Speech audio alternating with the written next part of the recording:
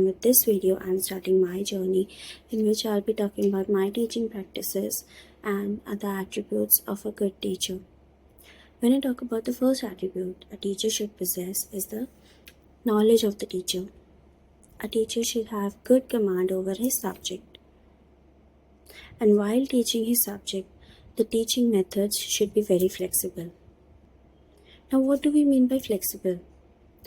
As you know, there are some students who just learn by listening things. There are some students who will learn just by speaking things. And some students will learn when they are writing it.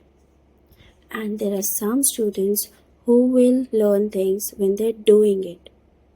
So we have to have the method that is flexible for all the types of students. Now, how I do it.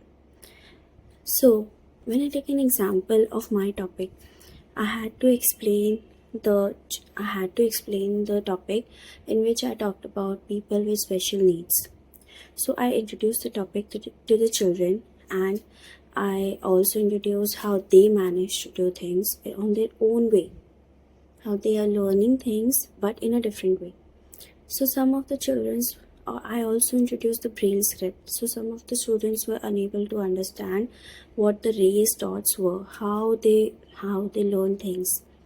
So in that example, I simply took my pen and a paper and I used the nib of the pen and made some dots in the paper like this. I asked each and every student to touch it and feel it. And the children were like, yes ma'am, now we can feel how and I also asked them to close their eyes and feel it. So the children were, yes ma'am, they are also able to learn things in a different way. So these are simply just the different methods of just changing your method of teaching for the students.